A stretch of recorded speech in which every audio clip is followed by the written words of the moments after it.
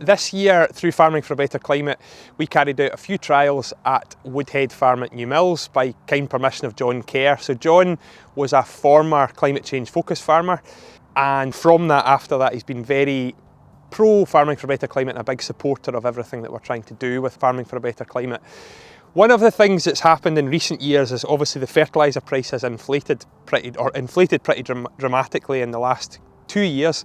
Things have returned to nearer normal.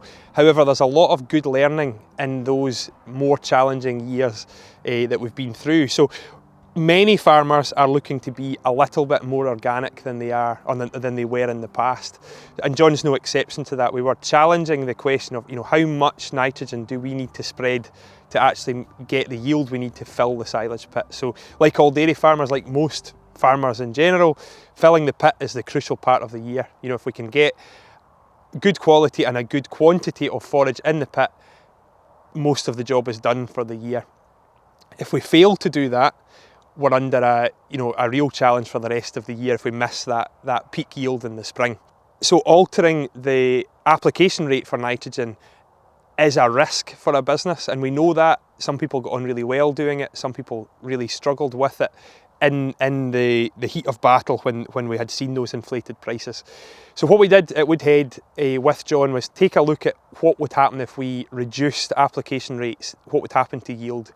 So we looked at what John was doing already, what his standard application was, half of that, a quarter of that, and then nothing at all.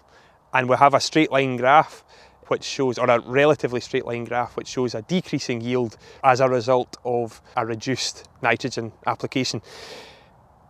That's not rocket science.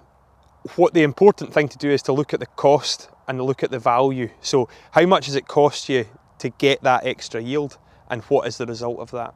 So at Woodhead, we came to some good conclusions. It was an interesting process, and the write-up for that is available on the Farming for a Better Climate website.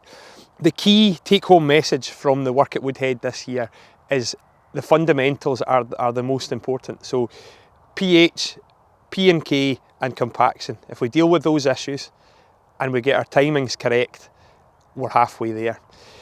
What we found at Woodhead, so in the previous year, the field that we worked in was GPS soil sampled, so we looked at the phosphate and potash levels. Potash levels were good, phosphate levels are needing a bit of work, and that's typical of most farms in John's area. It's an inherently low phosphate area, so that does need some work, and is also reflected in the compound fertiliser that we're working with.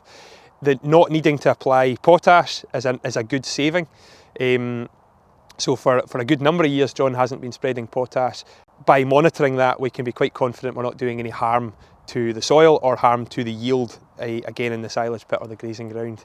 The pH is something that we're always working on, and certainly at Woodhead there's some room for improvement, but there's also been quite a significant improvement being made, so that work continues.